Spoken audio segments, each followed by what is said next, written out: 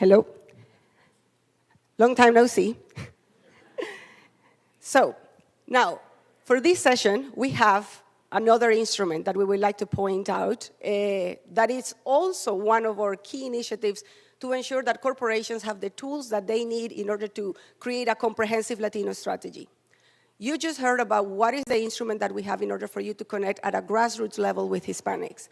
Now, it is my pleasure for you to get to know the launch of the Hispanic Promise 3.0. With this instrument, on this session, we hope that you get a very, very detailed plan on how to engage both employees and vendors at the workplace. We understand that getting to know the community needs is important. And it is very important as well that you get to know what your Hispanic employees are feeling and giving the message to the world internally. So that is exactly what the Hispanic Promise aims to do. With the Hispanic Promise, in this session, what we're going to do is to do a recap of the incredible potential that the community has. We are also going to show how companies can unlock this potential, and then we're going to have a representative from Bain, Saber, who is going to guide us on that. And then we are going to empower you to make sure that you get started today and that you have all the instruments that you need today to activate the Hispanic Promise. So, doing a recap from yesterday, we saw a lot of data.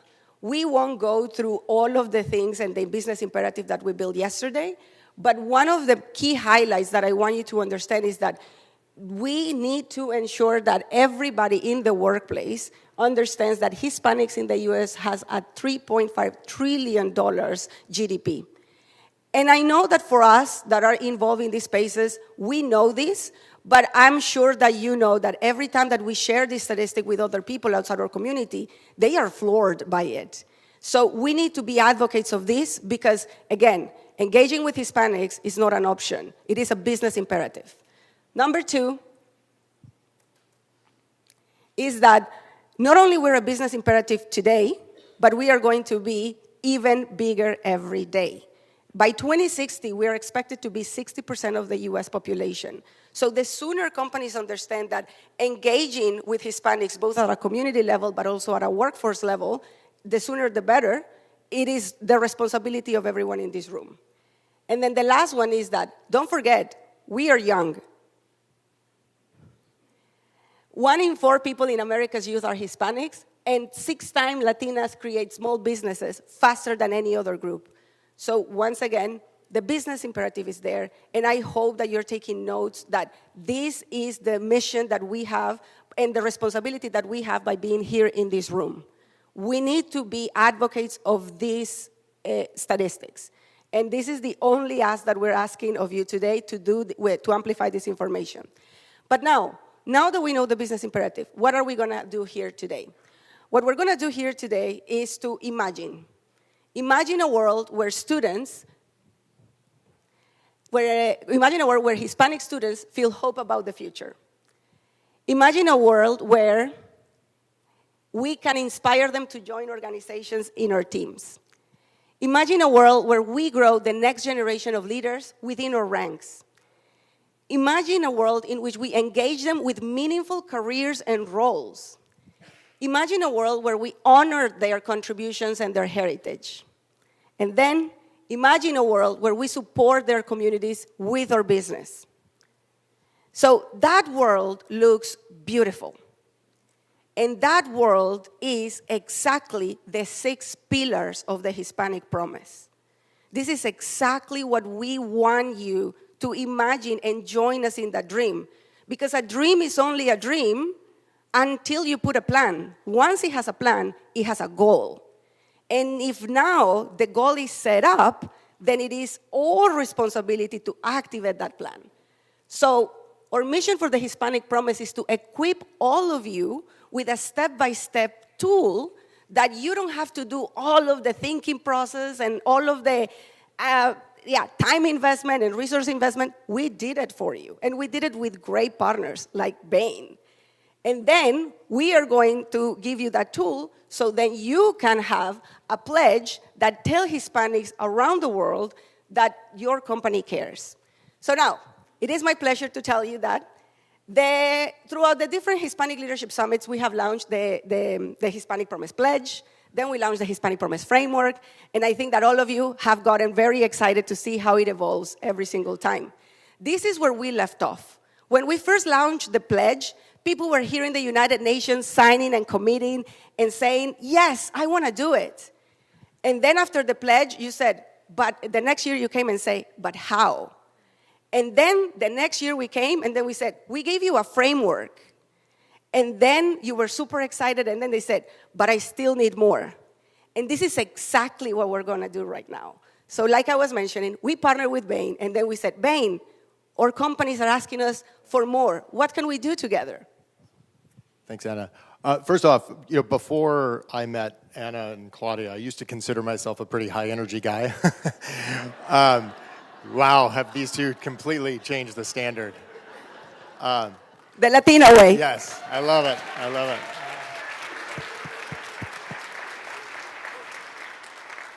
No, but as Anna said, Saber, Sherrard, I'm a partner from Bain & Company. I also am fortunate enough to be able to lead Familia at Bain, which is our internal organization focused on the advancement of Hispanics. And couldn't be more thrilled to be here today. And the partnership between Hispanic Promise and Bain has been one that we've just been completely thrilled about. As we first spoke together, what was clear is that the Hispanic Promise was focused on the advancement of Hispanics in the community, which is very mission aligned with our Familia strategy, which is focused on the advancement of our teams, our clients, and in our community. So from that standpoint, the partnership made all the sense in the world. And then, as Anna said, we were trying to sort through, well, exactly what would we do? And at Bain, we have a pretty unique skill set where we're able to partner with companies and organizations to help them accelerate their goals or have an impact on their priorities. And we thought, gosh, what a better opportunity to apply that capability than with a mission-aligned topic just like this. So again, from a partnership standpoint, it's been incredible. But let's talk about what we did, to Anna's point. And so where we started was to spend a lot of time talking to fellow signatories, right? And as Anna said, there was a lot of, call it, conceptual alignment with Hispanic Promise 2.0, but we wanted to get underneath that and understand what are the areas that would have the most impact for our signatories. And we heard four things in terms of the topics that it was worth us digging into. The first, and go ahead and I think we can click through them if you don't mind. The first being an inspiring vision, and I'll get into more of this, each of these here in a moment. But being able to be a little sharper with what does best in class look like, right? So I agree with the vision, but what does good look like? Two, a clear assessment. So how do I know how close I am to the destination? How do I know how I'm tracking relative to my goals? Third thing we heard pretty consistently was just tools and resources available. Like how do we actually make progress against our aspirations? And then finally, a roadmap. Can you help us with a plan? Right? Navigating internal organizations is hard, right? Can you help us with sort of a roadmap on how we would do that? So that's what we dug into, and that's what we're going to spend a few minutes talking to you all today about what we've done. I think I put a caveat right now, we're not going to be able to go into the detail that frankly Anna and I would like to, so by all means, grab us during the break or grab us afterwards, but we do want to at least give you a little bit of a glimpse for the progress that's made and what underscores Hispanic Promise 3.0. So let me start with the vision. And so what we heard from the vision standpoint was that there was a lot of alignment in the pillars. People really liked the 6 pillars. They resonated. But what they wanted to know is, well, what should I be striving for, right? What does world-class look like? What does it entail? Which requires, frankly, a sharper articulation of what each pillar entails, what they include, right?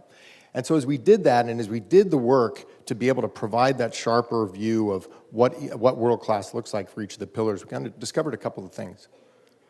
First thing we discovered is that being world-class is complicated and hard at each one of these. So let's take an example. So I recognize the font is small, but for promote, right, as an example. So ensure all employees have access to resources and paths to advancement, including sponsorship, mentorship, and leadership development programs. And I'll stop there about halfway through.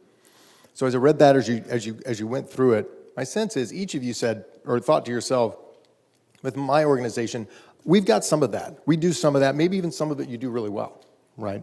But best in class actually executes on each of those, call it ingredients, in a world-class way, and does so in a way that embeds bias mitigation measures across performance assessment and promotion processes. Okay, that's a lot, right? Like for promote alone, those are a lot of different ingredients that, when done well, and when all done well, can define what best in class looks like. So it's hard and it's complicated, but frankly, it should be, right? Like these aren't easy. None of these visions are easy to accomplish. Otherwise, all of you wouldn't be here, right? The second observation we had, as we sort of fleshed out these visions, was that none of these operate in a silo, right? They're interconnected. They're integrated with each other. Okay, so take promote again as an example, right? I would assert that promotion outcomes start the minute someone walks in the door.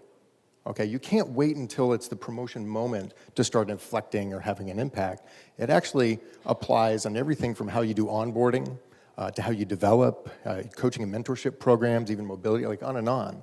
But the point is, promote, like the other pillars, they're interconnected, right? And so while you can and should aim to make progress against each of them, recognize that it's also going to require making progress against others as well. Okay, so that was vision. So let's say, okay, we had clarity in the vision. As I mentioned, the next thing we heard was pretty clearly, and Anna alluded to it, was, well, how do I know how close I am? How do I assess, if am I a long way from the destination or am I getting close? And so that's what we set out to achieve with the next step. You can go to the next point. So here we've created an assessment tool, okay? And the idea is to provide a tangible tool that can apply to all signatories to self-assess how near or far you are for each pillar, okay? And one of these exists for each pillar. And so as you look at it, I would encourage you to think about two things. One, the sort of EKG-looking thing on the right-hand side, which is basically your assessment, right? That's going to be unique to every organization, every signature. No two organizations are going to look alike or are going to be starting from the same point. Okay, and that's the idea. That's just the reality, right? Is everybody's going to be starting from a new place, which is to say, each of your journeys will be unique, right? Will be custom to your organization, as will your priorities and the path you plot to get there. The second thing I would say, point out here, is this tool is a self-assessment by design. Okay, this is not a report card, right? You all don't have to fill it out and hand it off to Claudia and she's going to judge you on how you're doing. That is not what the intention is here. That's not what that frankly wouldn't be valuable for you all, right? But the idea is this is a tool that you can use to inform how you're going to set priorities and what actions you're going to take that, again, will be unique to your organization. Okay? Okay, so now we've talked about vision. We talked about a self-assessment tool to be able to say how near or far you are from that vision. The next thing we heard pretty loud and clear was it'd be great to have like some tangible tools and resources and maybe a little more specificity on what do we need to do, right, to make progress against each pillar. And so that's the next topic we addressed. And so what you see on this page, and I'm sure many of you in the back can't read this because the font got really small, so I apologize. But we set out to create a set of tangible tools and resources, we call them activity modules here, that are custom to each of the pillars.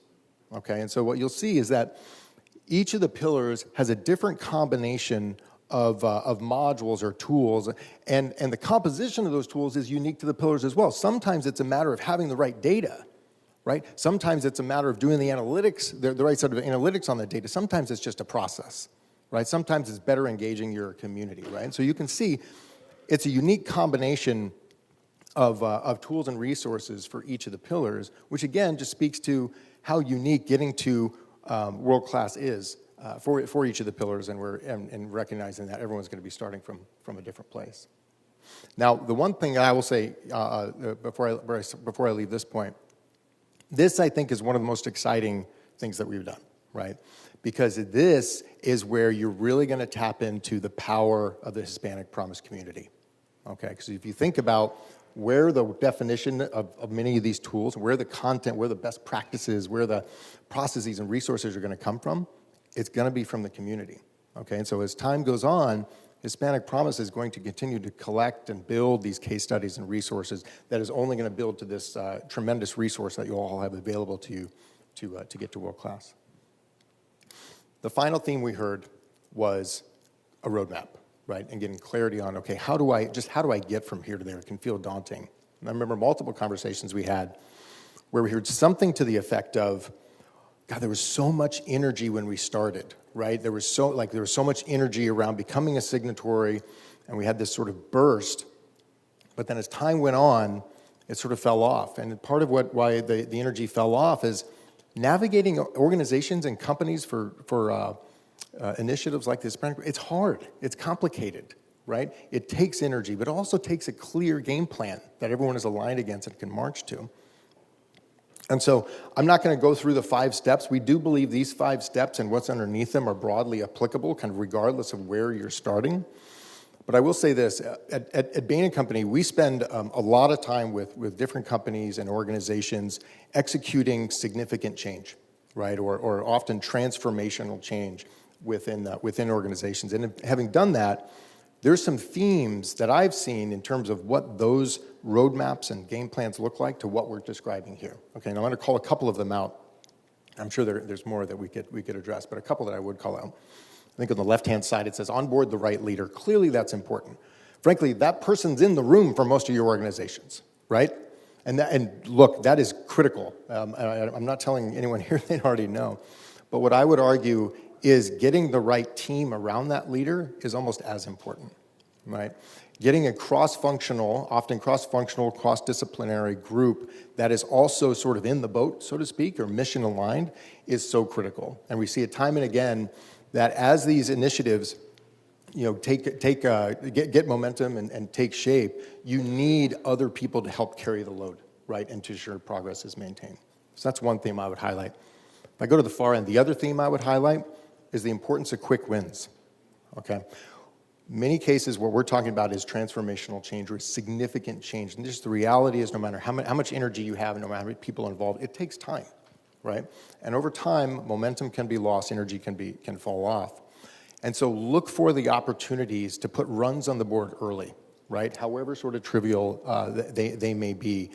It's so valuable to get wins in the first 30 days, 60 days, 180 days, which can serve as a way to sort of maintain progress and to keep the energy high as you go. And maybe on that point, does that sound like I need water? Thank you.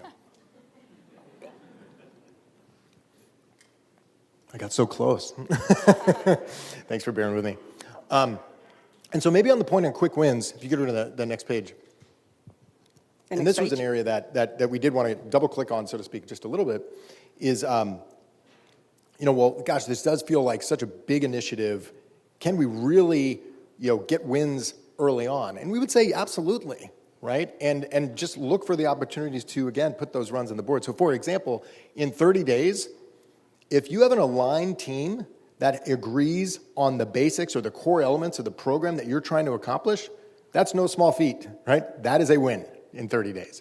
If in 90 days, the priorities for the broader team and the initiatives you're going to drive to achieve your goals are clear, that's also a win, right? And if in the first 6 months, you've got an activated organization, you've got milestones, you've got your roadmap clear, maybe even have a couple of other quick wins, like, again, that's progress, and I would be vocal with those wins.